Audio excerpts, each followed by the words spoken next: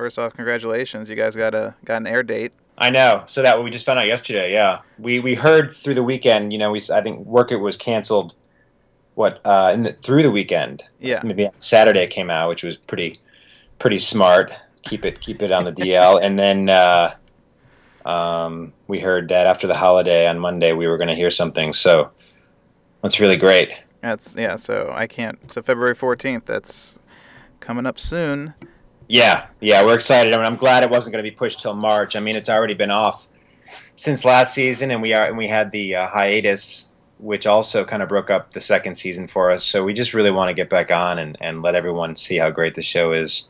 Yeah, I attended the screening party that Bill threw on the lot, and we saw the first 2 episodes, and they were fabulous. So yeah, I was there as well. Jamie and I were there. Did you? I'm trying to think. You must have done the early screening. We did the second one. That was. Were you the, he? I think Bill introduced us.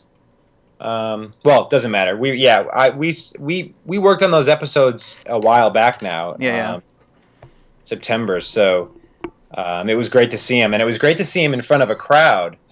And I think that's the whole idea, is really getting the response and being in the room with people when they're actually watching it. When we're watching it, we're listening to music, we're trying to figure, making sure things are working, and it was just so great to sit back and see it for what it really is, and really hear where the people get, the laughs come, and it was really special. It's always almost like a theatrical setting, because you watch it at home with your friend or whoever, and it's just you and that person. But when you have an entire group of people laughing, it's a different experience altogether. Yeah. So you have to excuse me. I have we have 2 dogs. Well, we have 1 dog, but we're dog sitting, and they're like best friends, and they're kind of really amped up right now. So I might have to like scream at them or something. Okay. All right. Noted. Hold on 1 second. Actually, get out here. Out of the office. Come on. You guys are crazy. All right. Well, we'll see what happens. Let's start off. How did you get into music, and eventually, how did you find yourself scoring a Bill Lawrence sitcom?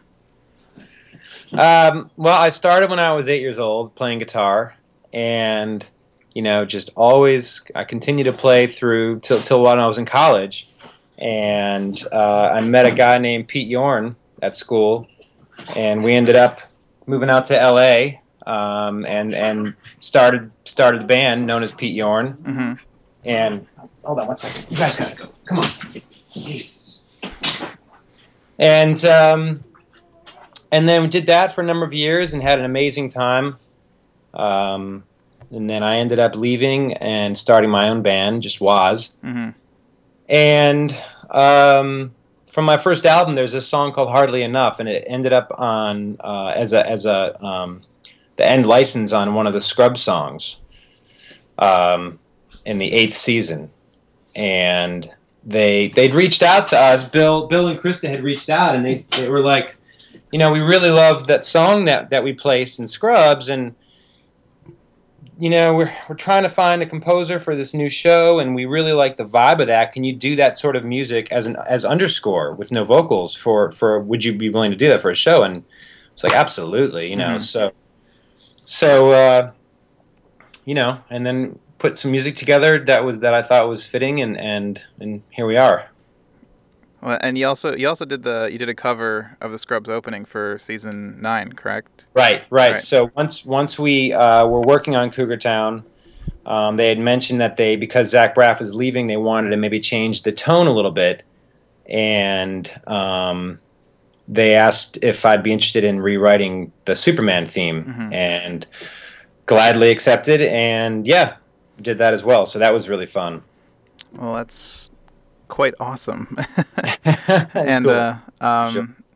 So now you're scoring 30-minute comedy, and I talked to composer Joey Newman, who does the middle, and we were discussing the role of music in a 30-minute sitcom, and Sure. and I think I'm not a musician, but I think it would be one of the hardest things to do because it relies so much on acting and dialogue. And for Cougar Town, how do you see the purpose and the goal of the music? Well, you said it. The actors make it, I think, easier, because they're all really good and natural, and I think that's the most important part. And then the writing, of course, but the music comes in. I think mostly it helps with pace, and it helps with supporting moments, like supporting the emotion. Whether it's like just a super funny moment or a sad moment, or just transitioning between scenes. They kind of go hand in hand, and it definitely helps, and pace is a huge consideration, because 30 minutes, a lot happens in a short period of time, and that's really only 20, 21, 22 minutes. Right. So, yeah. And I mean, I've noticed that Cougar Town has a lot more music than what other sitcoms have, and I feel like if you look at classic, especially the 3-camera sitcoms where the laugh track is, there's almost no music, and usually you just have, the one, like Seinfeld has just the one little riff, and that's all you need to identify Seinfeld with. But right. But I mean, you guys have that with the main title theme, which is great, but I feel like there's a lot more music here, and you're not just using stings and your little riffs. Do you work off from a bank of stuff that you have, or are you constantly looking at it, composing to picture? Well, we do both, but originally Bill had asked that we, when we came in, they were saying they wanted more of an underscore, kind of like when he said, I really like your song, can you do that kind of music? So from the get-go, it wasn't like, hey, we want a bunch of stings here and there, and I know Scrubs was more based on that sort of thing, and that worked great. But for this show and the tone of it, it just seems. And again, it was Bill's vision to not be that. It just, things wouldn't fit. So basically, they're like mini songs almost. And we do have a bunch, because we know the different styles that they like. We do record not everything immediately to picture, but. Obviously, if there's any special requests or moments that just we need to write something specific for and perfect for, then we'll do that. But it's a little bit of both, where we're always writing and we know what works, so we always have stuff to choose from. And when you have your bank of songs and sounds, are you spotting it or are the editors saying, okay, we know what piece of music WAZ has and we can just place that there? Well, they edit to, let's see, they don't do temp, they temp with our music. Right. So we've got, we've done over 1,000 cues. Wow. For, let's see, 2.5 seasons now. So they'll put in our pieces and they'll say, this piece really works great, but can you do one maybe a little bit more up-tempo, but with the same vibe, or same energy, but different vibe. Just variations. And going back to the main theme, I feel like Cougar Town's theme, because I love Lost too. It's very similar. The white title comes, it's like, and it's just over in like 5 seconds. How hard was it to nail the entire show within that few seconds? You know what? It was when we first got the gig, and we were talking. There wasn't any talk of a theme song yet, but I had this idea that I was working on just as for a song, and it started with the piano riff. And Jamie was like, you know what? You should probably finish that because I don't know. We just had a good feeling about it. So I finished. It's a full song. But it's based around that piano riff that I wrote, and played it for Bill and Christa, and everybody loved it, and they just took it and they, it was like, all right, we got 5 seconds, so let's take the best 5 seconds and make it work. And were there any alternatives, or was it like a one hit? That's all they wanted. To be honest with you, that was it. We got really lucky. Wow. I think we nailed the vibe of the show. I think just from the get-go, because they gave us great direction. They've always been really good at telling us what they wanted, and the feeling and the vibe. And so it just felt right. The moment I had it kicking around, and Jamie's like, "You got to finish it," and we both felt that it was going to be what they were going to potentially use, and they ended up doing just that. Well, it's a. I mean, it is the show. I feel like I remember when I was there and we were sitting with everybody, and the second that title slide came on, everyone went nuts. So yeah. Well, it's, you know what, and it's we want to release the whole song. It has lyrics and vocals and everything, and we're still working on that. We're trying to figure out if it would be like a free download maybe for fans or something. Well, that'd be cool. That would definitely. Yeah. Because even though the show, we're in the third season now, the lyrics still hold up. I tried to base the lyrics on Courtney's character as much as I knew that early on. Right. So and the show did change from the first 9 episodes to what it is today. Definitely, it definitely has grown, and I think in such a great way. Absolutely, yeah. That the characters have all developed and gotten just really super comfortable, and the writing, everything is just really, really, really great right now, I think. Yeah, I mean, just hanging out with everybody, it just seems like you have a really cool little family going on there, and it's you guys are definitely having fun, and it shows on screen. Yeah. And sure. So, and also, anybody who watches Scrubs or Cougar Town knows that most of the episodes end with a song, and Christa Miller is the music supervisor on the show, and yep. So, do you work with her? Do you know what she's going to pick for every episode beforehand, and does that affect the way the score needs to work in that episode as it leads to the ending song, which is that's the last when you leave the audience off on that emotion or mood? Sure. You know what? That's all Christa, and she's just great at it. We call her Golden Ears. It's always important. You want to have like a cohesive blend, but it seems we've already when you go into the spots, when you hear everything put in place, you hear how things flow, and we've already kind of picked where the cues fit. So it's never had a moment where all of a sudden a song that she chose comes on, and we're like, oh, our cues don't fit as well with that. Like, it always blends really well. So everyone's just on the right page, on the same page, and her choices always work. Really love her musical choices. So it's just from her list from her iPod. It's pretty much it goes from her iPod to the show. Yeah, I think that's how it is. I think it's pretty organic. It's and because I have a playlist on my iTunes, which is just called Scrub/Cougar Town, and it's just all the songs that I love from the show. Yeah, she goes deep.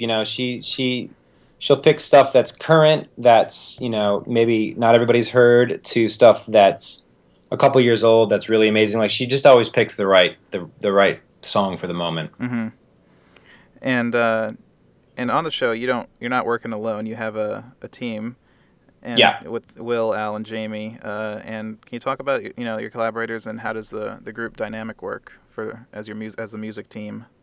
Well, number one, Jamie's my wife. I don't know if you know that. Oh, I did not. We're married. And when I first got the gig, I realized that Bill was gonna. It was apparent from the beginning that he was gonna want to use a lot of cues, a lot of music. Mm-hmm. So, like, up to 40 cues an episode, which is pretty, like you said earlier, I mean, that's a lot. Yeah, for a 30-minute sitcom, yeah. Absolutely, yeah. So I wanted to mainly focus on the writing, so I brought in Will and Al as a production team. And the four of us act as kind of like a live band.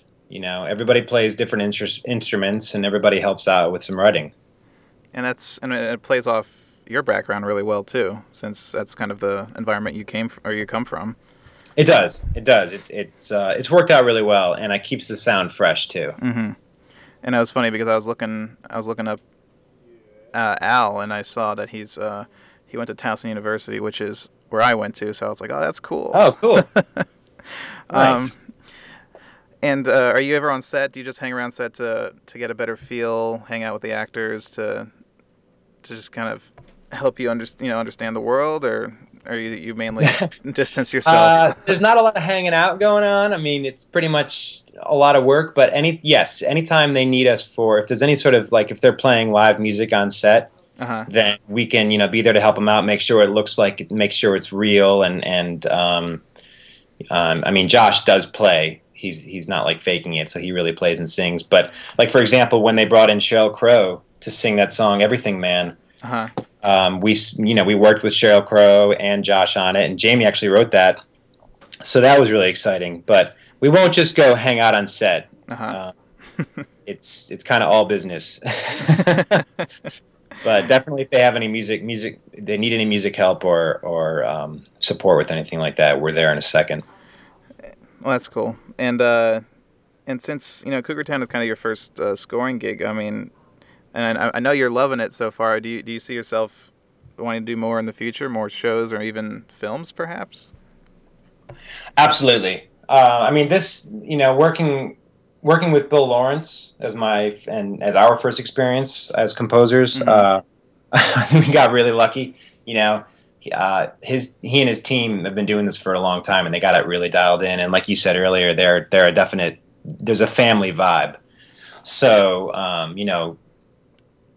even down to the editors, like everything is just, it's a really seamless operation. So we're fortunate to be a part of it, and I definitely want to work on more television, and definitely want to work on music for films. I think I'm excited to go down different avenues with music as well.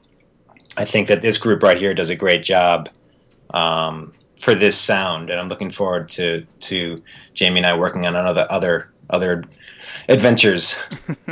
Well, I would love to hear you guys behind the camera on a feature one day. That would be, I think, really cool. Yeah, I mean, it feels really natural, and it's something that it's hard to explain, but I think it's writing music to picture and knowing where certain music can change or help support a scene is it's a really special thing, and I'm happy to do it, and I'm looking forward to doing more of it. And it definitely makes all the difference. And just, I mean, I'm out of questions, but thank you so much for thank you for everything. You guys do a great job on Cougar Town, from just the little emotional beats to when you do a little genre spoofing, like Tom Cruise running or the handgun fight. It's just a little. Yeah. So I'm enjoying every bit of it, and I'm so glad that you guys are back on. So thank you. Oh man, much. So are we. And thanks so much for your support, and thanks for reaching out, man. Oh, no problem. We should definitely do this again sometime in the future. Absolutely. All right. Thank you, WAZ. Okay.